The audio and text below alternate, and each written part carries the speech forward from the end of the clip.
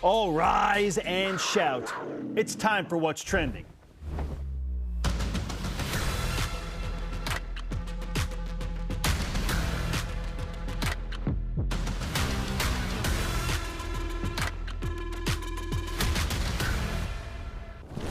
Game night against Gonzaga for BYU men's basketball. Biggest game of the year to date for sure, and in the Marriott Center. This BYU team has won 8 of 9, and their metrics in the net rankings and in KenPom, for all intents and purposes, are better than they've been in a long time. In the case of the net, Dave, they haven't been higher than what they are right now, which is high 80s, 88, I believe. But we all know that if BYU beats Gonzaga, now the conversation goes to another level. So answer me this question, fill in the blank. BYU beats Gonzaga if, and don't say if they score more points than the Zags. That was number 1 on my list. Well, they've got to have fewer turnovers. They've got to kind of do the model of how they beat Utah, which came in with some size and some shooters and some expectations and favorites in that game. They led for 33 minutes by making big shots, controlled turnovers, and they won the rebounds. BYU is undersized, but they're long. And so maybe the length now trumps the fact that we always say they're undersized because they're one of the better rebounding teams in the country. Yeah. Certainly the best in the WCC. So chase down rebounds, you get extra points, you get hustle points. In this kind of game, you got to have hustle points, and I think that will be those will be the keys tonight. And then you got to let the Rock get involved. One, you've got to play good enough so they are engaged, and then let them take over on their end of the floor, especially in the second half when the Zags are shooting into that basket. And the Rock can change outcomes of games. We've seen it before. Yes, several times.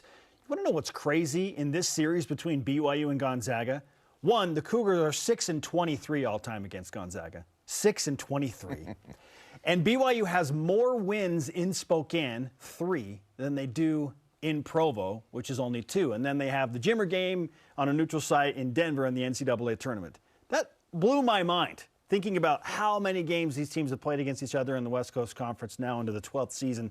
6-23, more wins in Spokane, the 3 in a row, than 2 in Provo. So this is a huge game, an opportunity for BYU on their home floor to get a 3rd win against Gonzaga. And this is, and I'm using the words of a friend of ours from ESPN, a gettable Gonzaga team. Yep. They're not what they have been. They don't have a lottery pick on the roster. They're still so good, and they're the best shooting team in the country, and they just take care of the ball at an elite level, Dave. So I agree with you. My number one thing, because it has been an issue for BYU all season, is take care of the ball. You just can't give them free points. That's where Gonzaga will absolutely kill you, and they take a 4-point lead to a 14-point lead in a minute with those live ball turnovers. How'd they beat Utah? Rudy Williams had 26 points and 0 turnovers. Yes!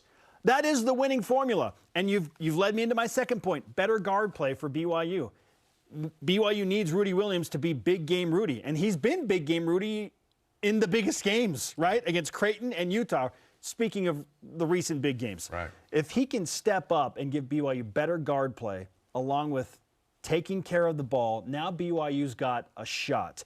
And if they have a shot and this game is close, then the Rock doesn't need much to get going, right? Right. That's how people always say, like, how did BYU beat Gonzaga in 2020 when they were number 2 and they had Corey Kispert and they did have a bunch of lottery picks? It's like, well, they got the crowd involved early. I mean, that place was electric. It was crazy. And they're looking for something. You know, they're back. They just got back into school. The place is sold out. Just give them something. And BYU couldn't do that last year. Got the doors blown off of the Marriott Center when Gonzaga came in with Chet Holmgren and company, and it was not close from 2 minutes into the game. So just keep the crowd engaged by keeping it close, and then things can get weird. And keeping it close, I agree with you. Taking care of the ball, better guard play from Rudy Williams, Spencer Johnson, Jackson Robinson. It's not, you know, I mean, this next level math that we're talking about. It just, you need to shoot the ball better, and the guards need to do it. You got to take care of the ball. I talked to Jimmer this week, and he said, here's my key. He goes, BYU can't go into scoring droughts. He goes, Gonzaga's going to consistently score. So BYU can't go 3, 4, 5 minutes without points because then you're going to get the separation. He goes, they're really good, and so it's hard to catch up once you fall behind. But if you stay with them consistently, you got a chance to win the game. And I thought that was an interesting point for a guy who beat Gonzaga in the NCAA tournament for BYU's first win against the Bulldogs. It was also, the second to last game that they played before joining the WCC, and they've had to deal with Gonzaga ever since. And then Dave Rose told me yesterday, and he'll be up to the game tonight, he said the fact that they went into Spokane and beat them 3 times, which no one does, will have their attention. So they come down there. Drew Timme said some nice things this week as well. The Zags come down knowing this team's been a thorn in their side. Yes. Even though they haven't taken championships away from them. But they've been thorns in their side, and so the Zags know they have to bring it to answer everything we've already talked about. That's what makes it a cool tip-off and something you got to watch, because no one really knows what's going to happen. Gonzaga is still a top 10 team, but they are not number 1 or number 2, which is where they have lived for what feels like the past 4 years. Yeah. It is unbelievable what Mark Few and that program have done to remain not just consistently awesome, but elite, like a top 3 team for the better part of 4 years. That is so tough to do in college basketball, but they do not have a lottery pick in their roster. They have shown some weaknesses. Their 3 losses, all understandable against really good teams, but they looked a little bit vulnerable against San Francisco and then against Santa Clara. And both of those teams, to their credit, got their own crowds involved. They made some shots. They had good guard play. This is the formula. Santa Clara and San Francisco have shown BYU what they need to do. Can BYU go out and execute? Isn't it interesting that when you have NBA players, you're just better than everybody else?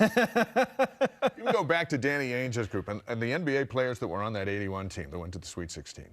And then the next time they go to the Sweet 16 is not until Jimmer. And Jimmer, a lottery pick in the NBA, and then he's played all over the world.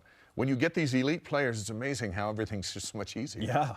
And the Zags don't have that kind of a group this year where they've had it in the last 4, 5, 6, 7, forever. Crazy, so crazy. That's why tonight's game's going to be pretty cool. So here's the second question. A win tonight for BYU, what does it mean in the big picture for the Cougars? I know that most BYU fans want to hear me say, oh, they're an NCAA tournament team, Dave, but even a win over number 8 Gonzaga is not going to put BYU back in Joe Lunardi's bracket and in the brackets of all the projections. It will put BYU in a conversation where, okay, well now BYU's beaten Creighton and Utah and Dayton and Gonzaga. Maybe that loss to South Dakota was an aberration. And so now BYU's being discussed as, a fringe bubble team and an NIT team. Like if BYU beats Gonzaga, now the NIT is like, okay, yeah, BYU is a team that certainly could make their way into the NIT. They would be 14-6, and you're pacing for a home game against Pepperdine on Saturday where you could get to 5-1 in conference and be 15-6. With all good things. Probably a 20-spot jump in the net rankings. Again, to get to be a fringe bubble team. That's what a win over Gonzaga would do. But I think most importantly, it would probably convince this BYU team that, maybe we can be a top 3 team in the West Coast Conference this year. Yeah. To me, the biggest thing that they would gain is confidence that they can go and beat anybody in the West Coast Conference. And St. Mary's is going to be a bear. Gonzaga is obviously a bear. San Francisco, Santa Clara, LMU already beat BYU. This is a really tough conference in the top 5-6 teams. I think if they win tonight, we may have to step back and reevaluate this team. They will have had the same number of wins as Gonzaga after tonight, if they win tonight, 14, and 6 defeats, with a couple of tough defeats. But like you said, they have a couple of nice wins. But if they beat Gonzaga, maybe we have to sit back and go, hey, wait a second. We've been sold right from the start that this is a work in progress, an adventure every night. And Mark Pope's done a nice job doing that. And you know what? They have been an adventure every night. But lately they seem to have found themselves. They were 5-5. Now they're what? 13-6. Yes. If they beat Gonzaga, maybe tomorrow morning we're going, you know what? Maybe we set aside this mediocrity bubble that we put them in. Yeah, and we have. And let them play and see what happens. But then it's like, okay, now prove it against Pepperdine. It's almost like the fan base has got to be, we're so convinced this group's average that you've got to prove it to us. The Dayton, that was Dayton blew their 23-point lead. The Utah, well, I don't know about Utah. Losing to LMU, I thought was a very disappointing loss. The way they handled it. Yeah. And I'm thinking, well, Wonder how they're going to beat San Diego. And then they're up 20 points, you know, a few minutes into the game or so. And you're like going, huh, Thursday's team's different than this team. What team is it? But if they win tonight, I think we have to look back and go, wait a second. Maybe they're contenders in the WCC. Not pretenders or just tied for third place like what the preseason prediction was. I think that'll be fascinating. Yes, absolutely. We're forced to ask that question again. And speaking